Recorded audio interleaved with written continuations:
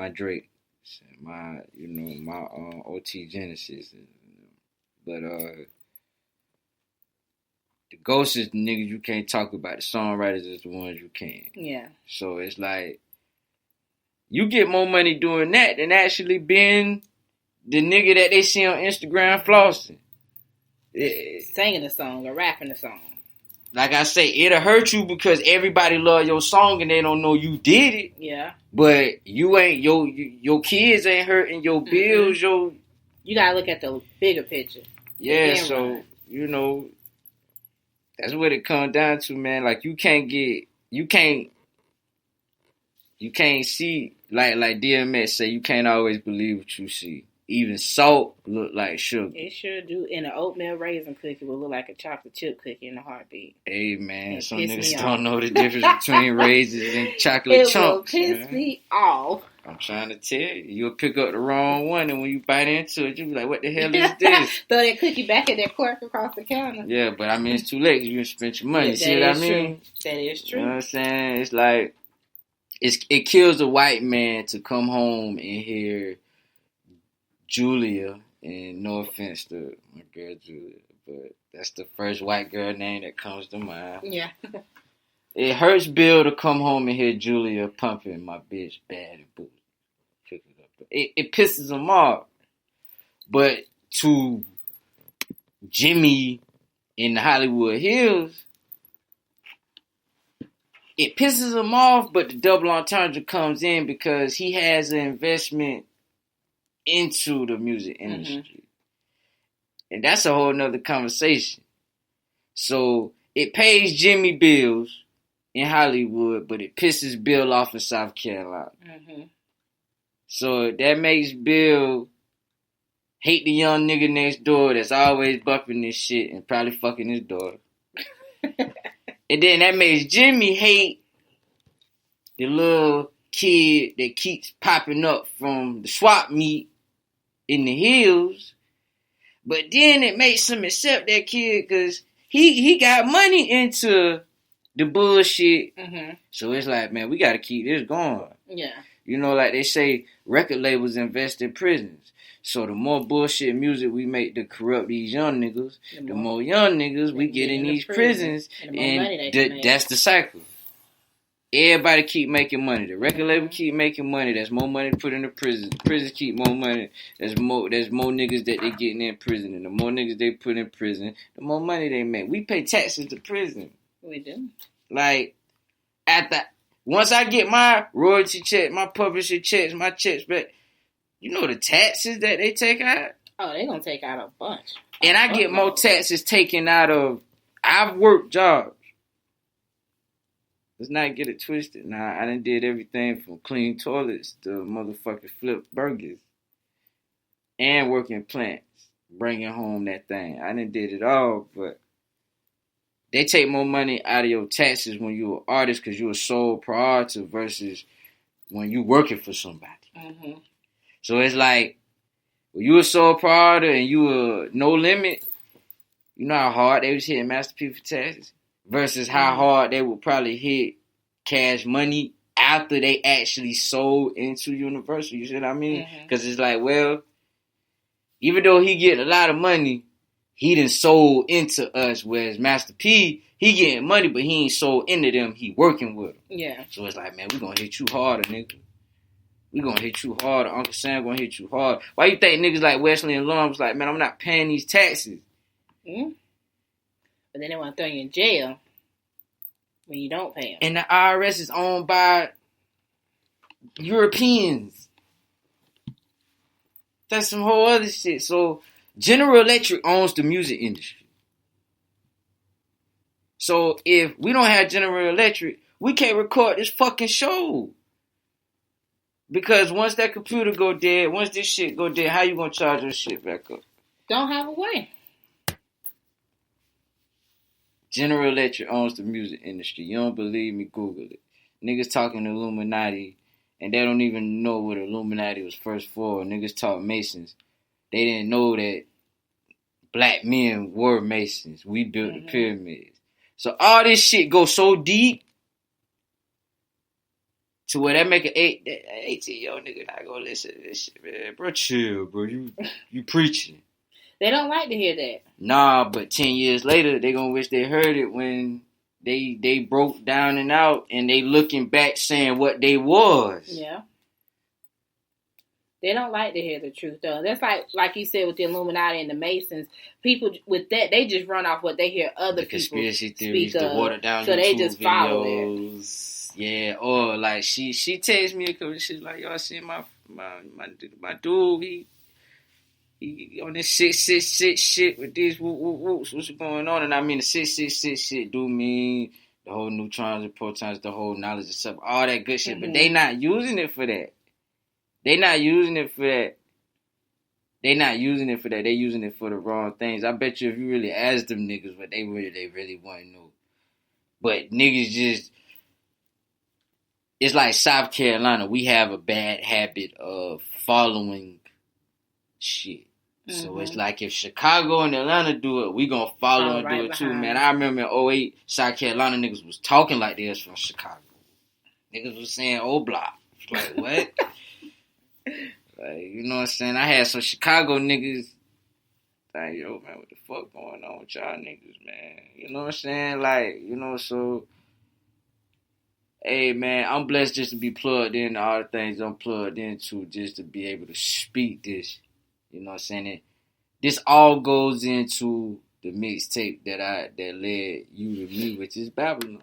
If you look at my cover, I got the guy that raped his stepdaughter in Spartanburg on there. I got the clown that was first spotted in Greenville. I seen that. I was looking at that and I was like, there's got to be a story behind Boss G. All these. Shout out to Boss G. Yeah, you know, who else I had on there? I had the Walter Scott police. I had the two guys that killed the police in Aiken, which one of the guys I had class with sat behind.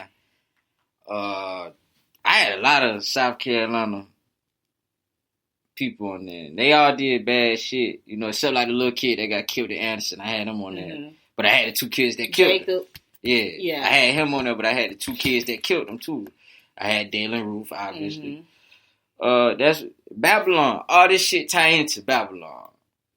And if you look up Babylon, see what you get. You know, Babylon is a place of destruction.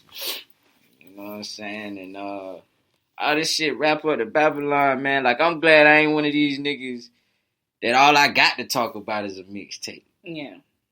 You know, I just, like I was talking to you before we started recording, like, I executive produce a podcast. You know, I got a brand.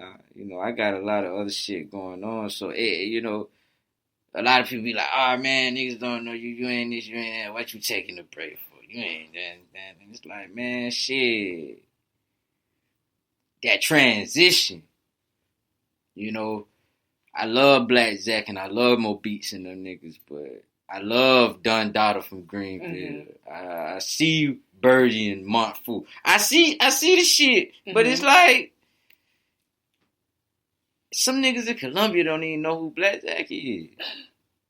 Some niggas from Greenville don't know who Birdie, Don Dada, and Montfort is. So it's like, I don't want to be that guy that can get 100 or 400 likes on a post that I put up on Facebook. But the minute I put my music, I get 12 likes. Then when you step out in the street and ask niggas, do you know me? They be like, no. Yeah. So it's like, well, damn, bro, you can talk shit on Facebook with nothing dealing with music and get 400 likes. You can put up a music post and get like 12. And then when you get in the streets, on the concrete, in the flesh, niggas don't know you. And I can attest to that, because I see that a lot. If I post a selfie, I might get like, 30, 40 likes. But the minute I post something about my website, about the podcast, who we might have on there, I see you. You get like 4 or 5 likes. Maybe 4 or 5 likes. Yeah. But then, with mine, it made like 6. But then, I know people are watching because then I get these DMs. I get these emails. Yada, yada, yada. And I'm just like, don't try to love me in private, but in public you try to ignore me. Exactly. Don't do that. Don't text me and say my shit hot. Comment. Yeah. Leave a review. Like authors say, with their books, when they put them up on Amazon, whatever, they always say leave a review that lets us know it helps out. And I tell people that with my podcast. Leave a review on iTunes, on Google Play, on SoundCloud, on Spreaker. Especially Let on us iTunes. know. Yeah, especially on iTunes. Especially on iTunes. And like I have with my website, I have not just the website, but I have these analytics where I can see what cities, what countries, what states, whose posts you stayed on the longest. Did you look at it from Safari, BlackBerry, was it Android, Mac? I can see all that. So when people say like, "Oh yeah, I rock with you," and I pull up, and I'm like, "Ain't nobody from Greenville or Anderson, and that checked out my thing." But you see niggas in L.A. Yeah, L.A., the UK, Russia, Mexico, all these other places. Real people now. Real people. Because shout out to my UK artists. I have a following there. I work with a lot of them, and then when I post them, people get mad at me, talking about, "Oh, you posting Blue Eye R&B." Let's hold on. I want you to pat yourself on the back for this, because I'm finna touch some feathers. Okay. I ain't seen no Greenville niggas